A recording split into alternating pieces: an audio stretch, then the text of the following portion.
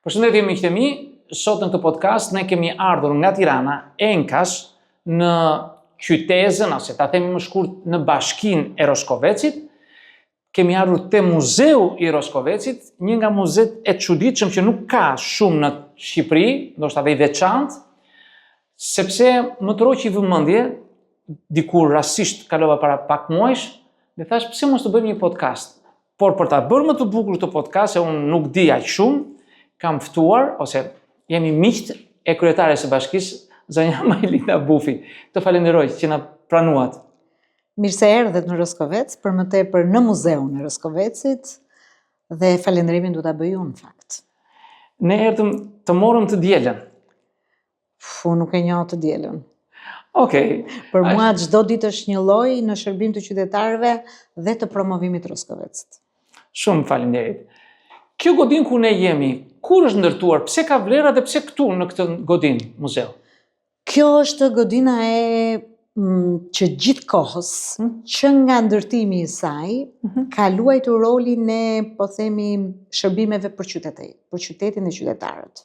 Është ndërtuar me vendim të mbretit Zog, që kur është bërë ndarja e parë administrative o territoriale në Shqipëri në 1923-shin, është marrë vendimi që Roskoveci të ishte lokalitet në atë kohë, i takonte zonës së Beratit, jo të Fierit, dhe është vendosur që për këtë zonë të ndërtojë një godinë shërbimesh lokale, dhe ndërtimi i kësaj godine ka përfunduar në vitin 1928.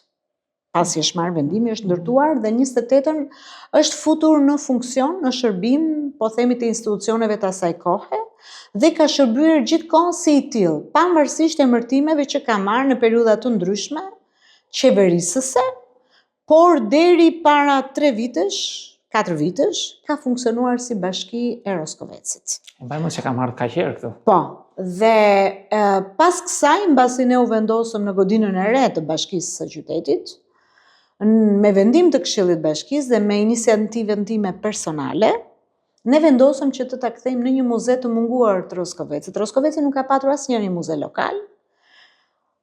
Ne morëm fillimisht vendimin në Këshillin e Bashkisë, sigurisht u prit shumë mirë nga anëtarët e Këshillit Bashkisë, dhe vendosëm që këtë ta kemi shtëpinë tonë të përbashkët, ku të tregojmë, po themi, vlerat më të mira që ka Roskoveci, jo vetëm si qytet, po dhe si zonë, sepse Roskoveci her pas here ka patur status të ndryshëm. Njëherë ka qenë bashki, qytet i vogël, qytet i vogël, fermë bujqësore, njëherë ka qenë rreth, ka patur kufi përtej kësaj që ka sot, ka qenë dhe pjesë Beratit, por me reformën e fundit administrativo-territoriale në vitin 2015 u zgjerua përsëri dhe tashmë janë 4 njësi administrative në këtë që quhet Bashkia e Roskovecit, dhe ne vendosëm ta kthejmë këtë në muze. Çfarë kemi në këtë muze?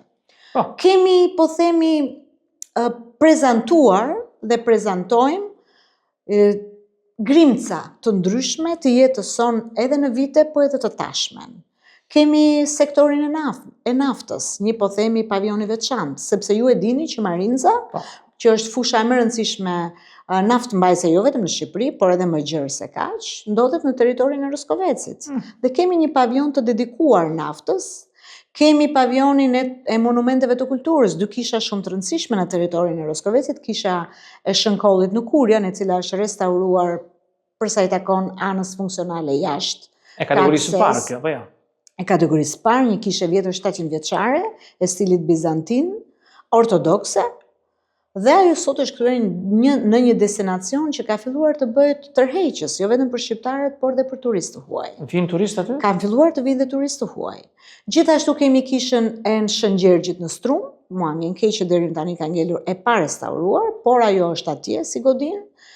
Këmbanorja e saj ende sot është në gjendje shumë të mirë, që atia ka rënë, por është atje dhe ajo është një objekt përsëri dhe ai monument i trashëgimisë kulturore, me status nga Ministria dhe Instituti i Monumenteve të Kulturës, dhe për këto të dyja ne kemi një pavion të veçantë, kemi dhomën muzeqare, dhomën tonë, si kemi jetuar ne në zonë, si kanë jetuar në fakt shumica e shqiptarëve në fshat, dhe është kjo pjesa këtu, ka aty kemi ekspozuar element të ndryshëm të jetës tonë, dhe kemi këtë vendin ku jemi ne këtu, ku është një improvizim i tregut Roskovecit, asaj që quhet pazari Roskovecit, ku ne na kanë njohur në shumë diskutime dhe sot ata që dashakeqës po e quajnë në thonjza, ose që nuk e njohin Roskovecin mirëfilli, nuk e njohin Roskovecin se çfarë është Roskoveci në të vërtetë, dhe kur duan t'i bien shkurt, thonë më se u bë si pazari Roskovecit.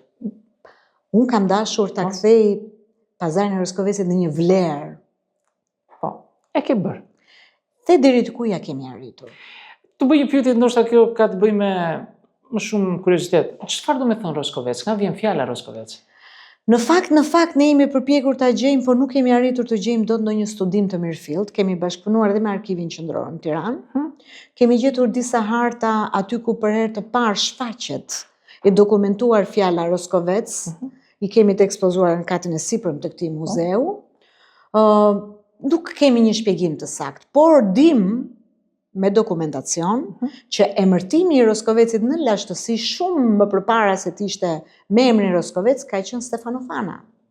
Stefano Fana, një emër shumë i veçantë, tipik, që mua pëlqen shumë në fakt, dhe Roskoveci në atë kohë ka qenë një nga degët e rrugës Egnantja, dhe këtu kanë kaluar udhëtar të ndryshëm të kohës, në grupe apo individ, dhe ndalonin si në, po themi, në një vend stacion, qytet stacion në hanet e asaj kohe, bile kemi dhe një vend që është i njohur si hani asaj kohe, dhe jemi përpjekur që disa iniciativa dhe aktivitete që ne zhvillojmë gjatë gjithë kalendarit, gjithë vjetor, të përdorin dhe emërtimin Stefano Fana. Për shembull në tetor, në muajin e leximit, vitin e kaluar ne kemi bërë një aktivitet shumë të mirë për gjithë dashamirësit e librit, që quhet Stefano Fana, Festivali i Librit në Roskovec.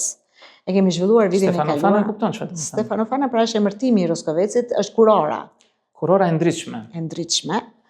Dhe këtë vit do ta bëjmë edhe më të zgjeruar, këtë aktivitet edhe më të bukur dhe më të mirë organizuar, dhe unë juftoj që të vini ju në tetor. Do të jetë Stefano Fana Festivali i Librit. Po na la. Besoj që po të kemi dëshirën e mirë e gjejmë gjithmonë një mundësi. Sa banor ka Roskoveci sot? Roskoveci me regjistrën civil ka 34.000 banor, po flasim për gjithë territorin e Bashkisë Roskovecit, ndërsa qyteti brenda ka diku te 10.000, 9.800, 10.000 banor. Sigurisht që lëvizin, sepse lëvizjet bëjnë të vetën, ky është një, po themi, lëvizje që nuk i kemi shpëtuar dot, por mua më vjen mirë që Roskoveci është një qytet, një bashki me jetë.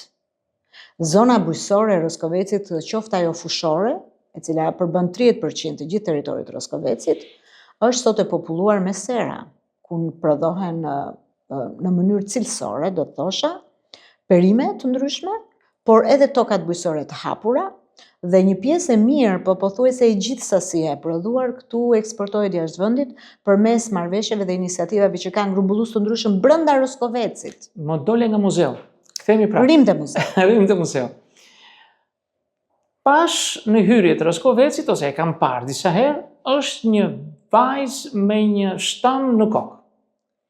Pse është aty ajo dhe çfarë është ajo? Pse duhet të jetë ajo aty dhe mos të jetë një qerre, mos të jetë diçka tjetër, po të jetë kjo? Çfarë është ajo? Është vajza muzeqare, por shumë shpejt do edhe qerrja diku. Por le të rrim te vajza muzeqare. Vajza muzeqare është një vepër arti, një statuj, që është në përmasa jo të vogla, e gjithë vepra atje shkon gati 8 metër, 6 metër është vetëm statuja, plus bazamentit shkon diku te 8 metër, nga niveli tokës. Është një vepër të cilën ne kemi ndërtuar pas diskutimeve të shumta me Komisionin e Artit. Është krijim, nuk është sigurisht.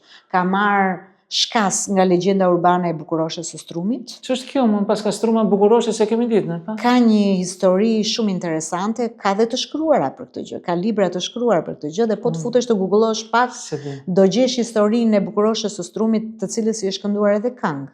Ka jo vetëm grimca dhe bejte të kënduara nga populli për një ngjarje që ka ndodhur diku nga fundi i shekullit 18, fillimi 19-s, një vajzë shumë e bukur në Strum, arrin deri aty sa për të mbrojtur nderin e vetes nga ngacmimet her pas hershme të një ushtari generali Spahiu turk në atë kohë, arrin vret generalin dhe pastaj skuadra ktheh dhe vret atë bashkë me prindërit vet në shtëpinë e vet. Dhe populli, duke nderuar këtë akt që bëri kjo vajzë, filloi të ngrej bejtet e veta, këngët e veta në atë kohë, të cilat erdhën, u trashëguan brez pas brezi dhe në vitet 80 ranë në veshin e komandantit asaj kohe dhe u stimulua dhe kjo u ngrit në këngë. U institucionalizua si këngë, është prezantuar dhe një nga festivalet e Gjirokastrës, kanë marrë shkas autorë të ndryshëm kanë shkruar për të. Çuditshme. Ka libra të shkruar, bile në një libër, një turist anglez, që unë po e lexoj tani në këto momente, Enver Hoxha's Long Shadow, domethënë hijet e gjata të diktatorit, komandantit, aty e gjen të shkruar edhe historinë e bukuroshës së strumit dhe padyshim nga të gjitha këto ne morëm shkas dhe përmes këtij komisioni në vitin 2017 e ngritëm këtë dhe përmes një skulptori shumë njohur, mund ta përmend emrin e autorit, Ilmi Kasëmi. Sigurisht. Ne e ngritëm atë në art.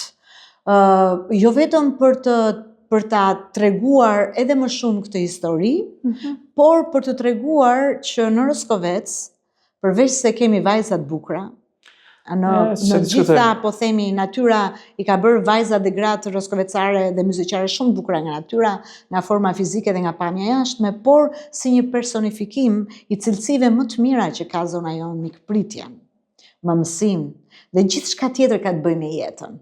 Jetë pjellore, toka jonë është pjellore, ashtu si që janë vajzat dhe gratë. Dhe ne duam shumë, unë nuk dua ta zbuloj në fakt, se jemi në diskutime me Mortenin, një artist norvegjez, i cili përmes një iniciative të vetën, pasionit vetën, përmes një studio të vetën, është në Shqipëri këto vite, merret pikërisht me ngjarje të tilla, me histori të tilla, të cilat kanë filluar që në kohën e komunizmit, po themi sistemeve të tilla diktatoriale, dhe kanë kaluar historinë kufit e kësaj gjëje, dhe ai ngre ato në art, në film, në artin pamor. Dhe ne jemi në diskutime me të për të realizuar këtë gjë edhe për vajzën muzikare për bukuroshën e strumit në Roskovec. Si një vlerë, jo vetëm për Roskovecin, në fakt, dhe muzikën, por për gjithë Shqipërinë. Do të bëj një dokumentar të kombinuar me filmin, jo vetëm thjesht dokumentar, pra dokumentar me grimca të luajtura brenda këtij dokumentari, që do të jetë me metrazh të gjatë. Shumë e bukur kjo. Shumë e bukur, bravo. Dhe mua më vjen mirë dhe me padurim pres që të fillojë kjo gjëja. Okej. Në krahun tjetër të Roskovecit, si thuash, në dalje ose në hyrje nga Berati për këtu, është një djalosh i ri me atë Është ky djaloshi këtu. Ai djaloshi atje, po. Me atë peshoren e tij me kandarin e famshëm që qëndron aty. Fama e tij përfaqëson pazarin e Roskovecit, pse është ajo? Unë e përmenda pak në fillim dhe thashe ata dashakeqësit, ose ata që nuk nisen nga pozitiviteti, por duan të shkojnë gjërat vetëm bardhëzi. Dhe të vazhdojnë në të tyre. Sa herë ka një konflikt që nuk i japin dot zgjidhje, thon pazari i Roskovecit. Por unë di që pazaret në fundit mbartin vlera, sepse shkëmbejnë, japin informacione, njerëzit shesin dhe blejnë. Dhe pazari i Roskovecit është shumë i lashtë në vetvete. Në pazarin e Roskovecit janë shitur jo vetëm mallra, janë shitur jo vetëm bimët, produkti jetës që ka mbajtur familje të tëra dhe i ka kaluar kufit e Roskovecit dhe të Muzeqes, por po themi përtej. Këto që ne kemi këtu sot të promovuara, të gjitha kanë qenë Samar, Parmend, Kasapin, Shitej gjëra e gjallë, edhe e gjallë, mos u gjithçka tjetër që ka të bëjë me jetën tonë, dhe ne duam dhe donim dhe ende duam që Roskovecin, pazarin e Roskovecit ta kthejmë në një vlerë të shtuar. E keni bërë. Për Roskovecin dhe Roskovecarët, jo thjesht në atë konotacioni negativ, dhe pikërisht për këtë gjë, përsëri me komisionin e artit, vendosëm që çfarë mund të bëjmë ne, një vepër arti, për ta sjellë pazarin e Roskovecit në art. Dhe së bashku menduam që aty të ndërtonim statujën e tregtarit të Roskovecit. Ka lidhje. Sigurisht që ka lidhje dhe ajo është vënë në fillim ku fillon pazari ditën e diel, në rrugën në hyrje të Roskovecit nga Berati. Është një statujë shumë e bukur. E keni parë, besoj, apo e keni dhe këtu. Ju ftoj të vini ta shikoni në Roskovec pazarin e Roskovecit, tregtarin. Është një djalosh myzeqar i veshur edhe me po themi me rrobat myzeqare, me brezin, me ato shiakët, ku diun pantallonat myzeqare, me takien që ka në kokë. Takien e famshme. Dhe po ta vësh re në kandarin që ai ka në dorë. Atë do të pyesja. Aty nuk ka vetëm gur kandar, gur peshore, po ka libra. Po pra. Që do të thotë në pazarin e Roskovecit është shkëmbyer edhe informacion, edhe dije.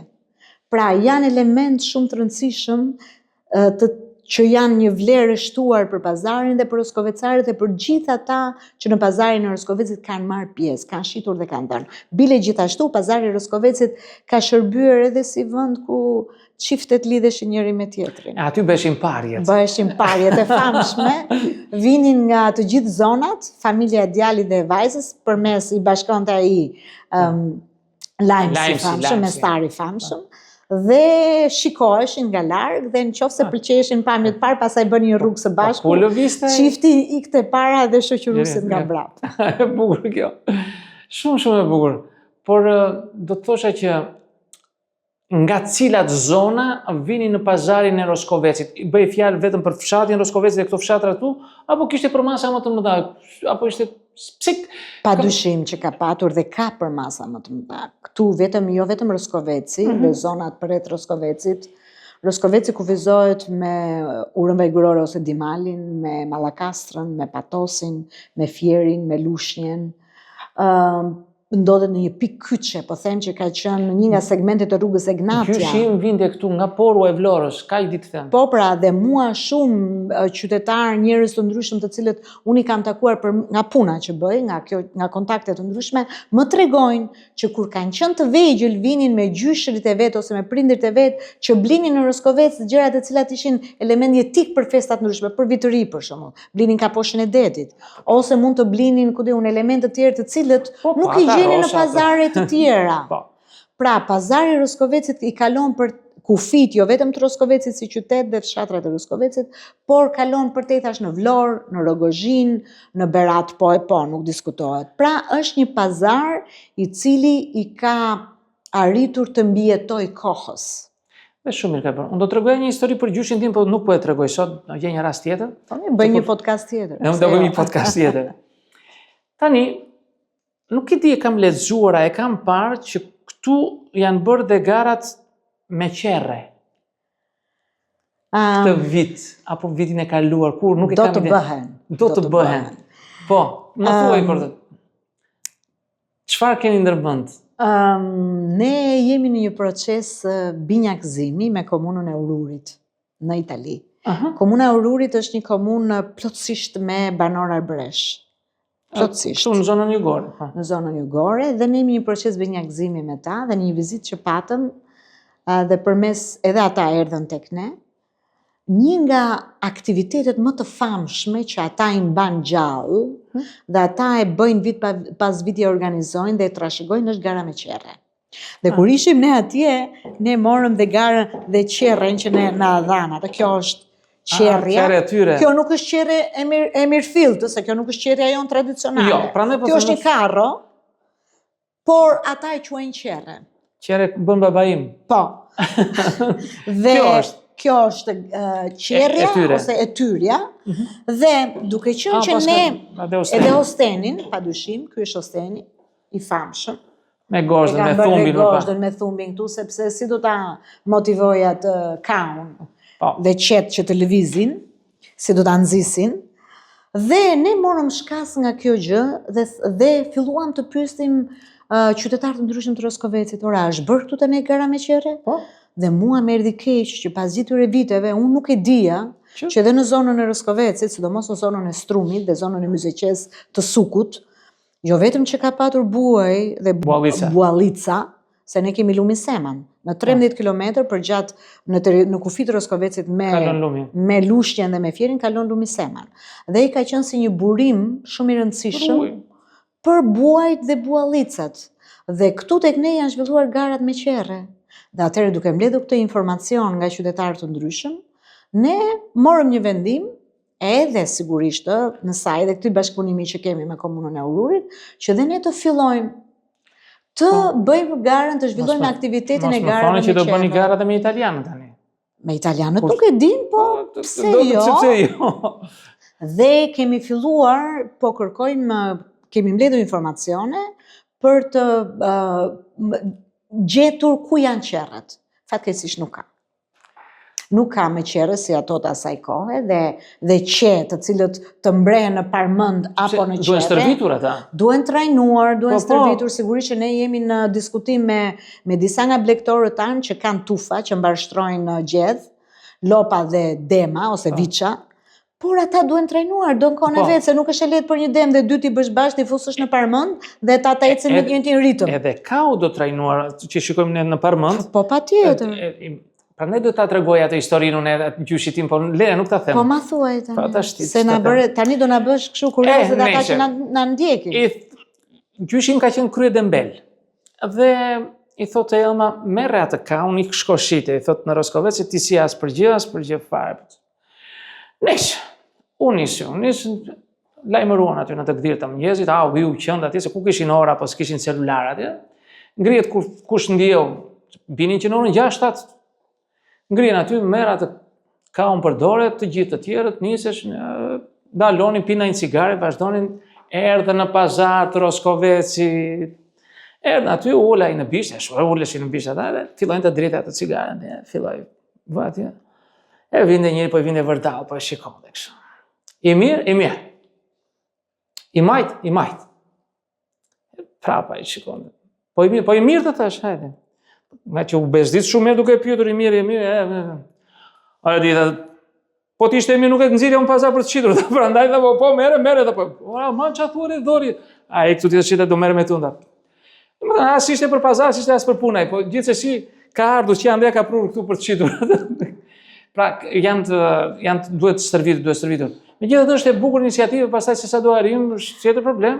Ne do të përpiqemi, padyshim, edhe sikur të mos arrim dot këtë vit të garantojmë qerren me qet, ne do të ndjekim modelin e Ururit, do ta bëjmë me karro. Garën. Por rëndësishme është ta fillojmë me këtë lloj karro, sepse ende kemi në përdorim të fermerë të ndryshëm në territor që kanë këto karrot me kuaj, padyshim. Por ne do ta fillojmë. Jam shumë e bindur që nga njëri vit në vitin tjetër ne do arrim që të kemi, se qerret ne po i prodhojmë si qerre, por e rëndësishme është të gjejmë qet. Po, qet se ata duhen. Por jam shumë e bindur që vitin tjetër do ta bëjmë më të mirë se këtë vit. Në këtu materialet që keni këtu, i keni të gjitha dhurata nga populli, ku i keni mbledhur? S'keni lënë te ne qefi? Kjo është shumë e bukur. Ishte një iniciativë e cila u përqafua menjëherë, jo vetëm nga Këshilli i Bashkisë, por edhe nga qytetarët. Ne bëm disa herë thirrje, bëm gjesa publike, bëm disa herë thirrje me qytetarët që ne kemi nevojë për, po themi, element të ndryshëm që kanë të bëjnë me përditshmërinë tonë. Dhe qytetarët na u përgjigjën, na sollën çfarë ata kishin të vjetër në shtëpinë e tyre, element që u kishin ngelur nga gjyshërit, nga prindrit, nga të gjitha fushat. Dhe kemi mundur që të bëjmë këtë muze që unë jam shumë e bindur, nuk është një muze, po themi, si Muzeu Historik në Tiranë, ose si Muzeu i Luvrit. Padyshim. Është Luvr, por është një muze, është një vend i yni ku gjyshi me gjyshen mund ta marrin nipin dhe mbesën për dore dhe mund të vinë dhe t'u tregojnë me çfarë kanë jetuar në atë kohë, me këtë lloj tavoline kanë jetuar në atë kohë, me këtë lloj karrike ka qenë atë kohë, ose ky është, po themi, këmbora, të cilën e mbante Dashi Kopes, që të rishte gjithë pjesën tjetër, ose parmenda që mund të kenë përdorur gjyshërit kur kanë punuar tokën atë kohë. Pra, është një vend ku përveç kësaj gjëje ne kemi prezantuar dhe prezantojmë monumentet e kulturës Roskovecit. Dhe po të shikoni ato gurët që janë aty, janë origjinale, sepse janë marrë nga këto dy kisha që ne kemi në territor. Shumë bukur. Pra ka disa informacione, ajo që ne duhet bëjmë është patjetër ta bëjmë edhe më profesionale gjën, padyshim që po ta rrisim pak standardin. Por e rëndësishme është që ne këtë institucion, këtë godin, që është një sili të veçantë në ndërtim, që ka shërbyer gjithkohon si godin institucionale për shërbimet qytetare, të çdo lloj sistemi, me këto hapësira që ka brenda, ne t'ia kthejmë qytetarëve në, po themi, rolin e një muzeu. Këtu është me pagesë hyrja? Deri në dhjetor të vitit që kaloi ka qenë e lirë, ndërsa tani kemi vënë një tarif fi që është 200 lekë të reja.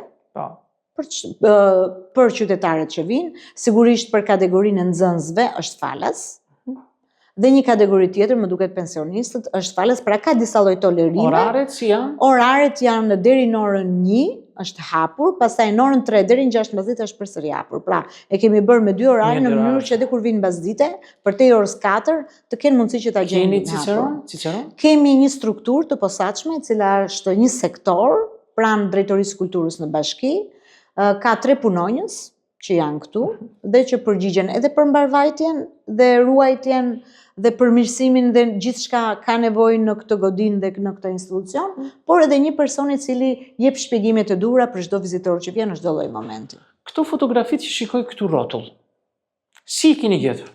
Është shumë interesante të ta them se si kemi gjetur këto. Ne kemi festuar në vitin 2023.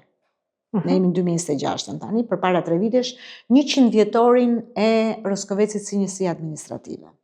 E thash në fillim që është krijuar në ndarjen e parë administrative territoriale në 1923 dhe atëherë kemi bërë një aktivitet shumë të bukur, ekspozuam në shesh 100 fotografi. 100 vite, 100 fotografi. Ku I gjetët?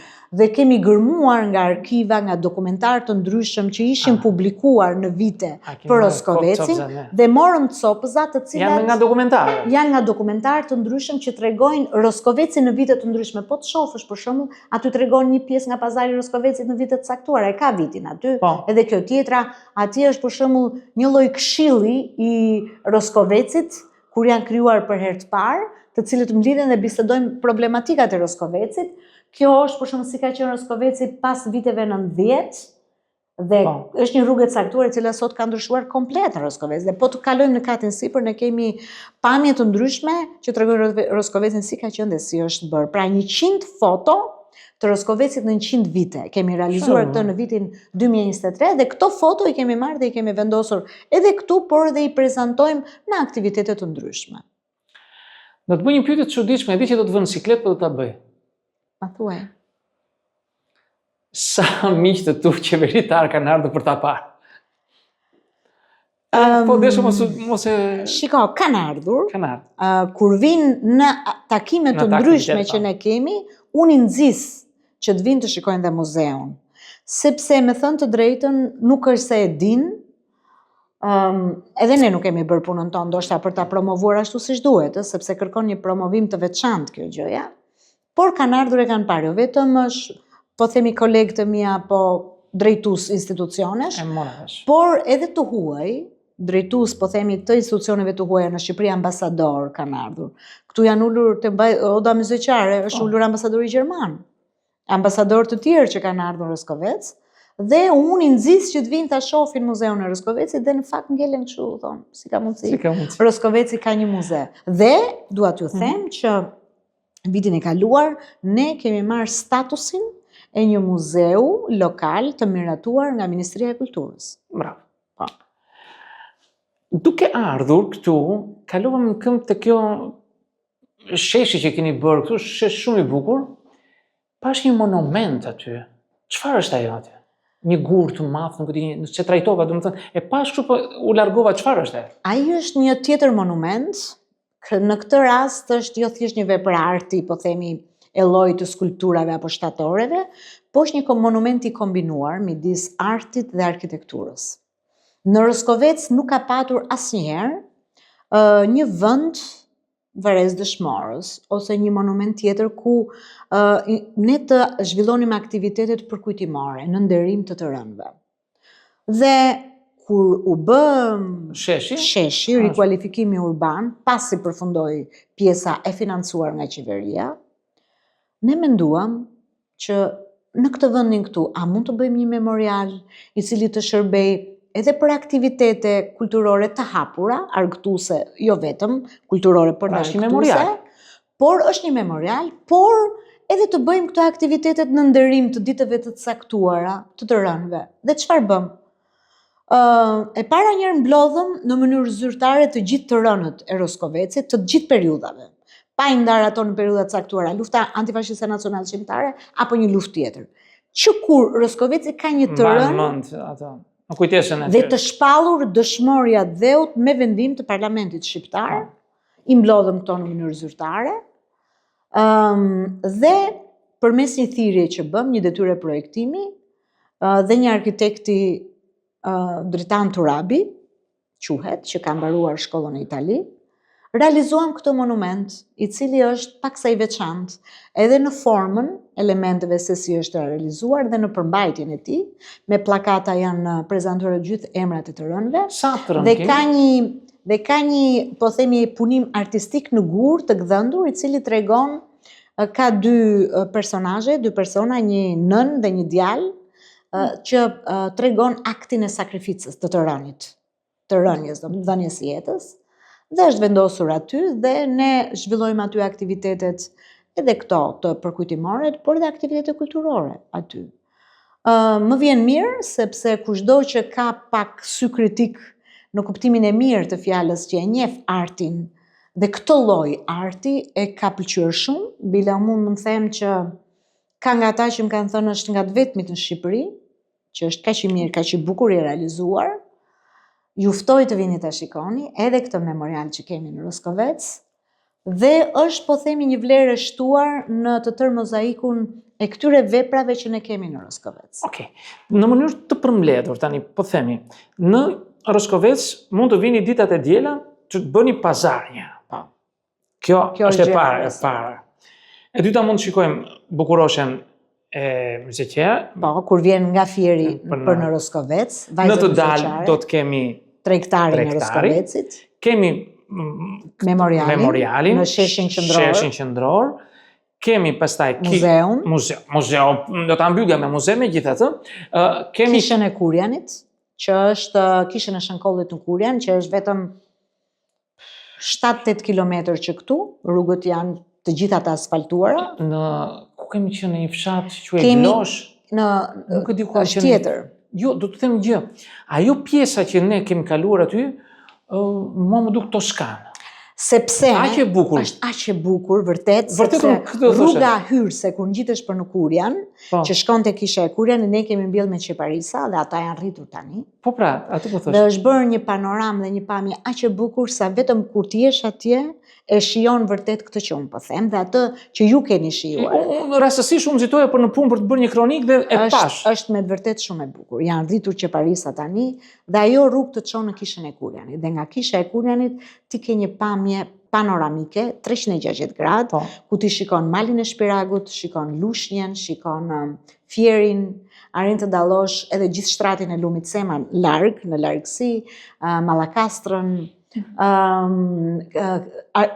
Manastirin e Ardënicës, sepse Kisha e Kurjanit është në një nivel me Manastirin e Ardënicës, pra një pamje fantastike që aty. Dhe nuk kemi më larg se 2 orë nga Tirana, po të them. 2 orë nga Tirana me makinë. Që mund të vish edhe nga Belçi, nga rrugën tjetër, edhe ka rrugë alternative nga Belçi, nga Lushnja, nga Fieri, padyshim që po. Por Roskoveci restorante për të ngrënë mirë, keni këtja në zonën tuaj? Po patjetër që po, ne kemi restorante shumë të mira, si në zonën fushore dhe në zonën kodrinore, kemi pyllin e luarit, kemi bukurinë natyrore, kemi kënetën e zezë. Mirë, po puna është. Kjo ç'është këneta e zezë? Këneta e zezë është një burim ujor, i pa trajtuar dhe i pa vendor nga njeriu. Sipas disa studiuesve thonë që aty rritet një lloj zogu shumë i rrallë në Shqipëri. Unë tani dua që ne të bëjmë një studim për këtë kënetën e zezë, në kuptimin biologjik dhe shkencor të fjalës, për ta parë nga ana e florës dhe e faunës se çfarë ka aty. Nuk është shumë larg që këtu. Është një burim ujor që nuk ka shtëruar asnjëherë, edhe kur u than kënetat në Shqipëri. Afër një qytete, afër Strumit, afër Kishës së Shëngjergjit në Strum. Kemi pyje shumë të bukura me pish. Pyjet tona me pish janë të njëjtës mosh me pyllin e sodës në Vlorë, pyje shumë të bukura. Do me thënë të mbjella pas... Po janë të reja, do me thënë një mosh e tillë quhet e re, pylliri. Kemi restorante shumë të mira që gatuajnë me ushqime bio. Ne kemi tradit në zonën tonë zogun e fshatit, padyshim që gatuhet tava me oriz. Kemi kecin padyshim, zona kodrinore rrit keca shumë të shijshëm. Kemi bibën e fushës, e cila fillon aty nga qershori, biba, tava me bibë është e famshme. Për Siç e ka muzeun gjithë erdhën edhe muzeja. shkuar na çoj.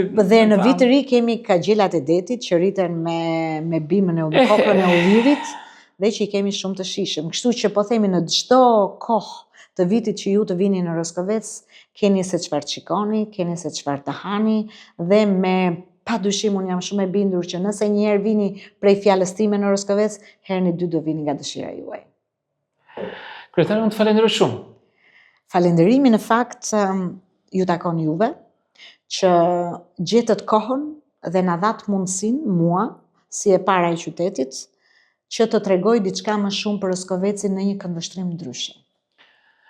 Unë të uroj suksese, mos u lodhshi dhe bëfshi gjëra më të bukura sado që të jeni në këtë detyrë, sado vite që të jeni. Sido që të jetë, emri juaj nuk do harrohet. Pa them kështu miqësisht. Faleminderit. Miq, këtu po e mbyllim këtë podcast, duke uruar që të na ndiqni në podcaste të tjera dhe miru takofshim.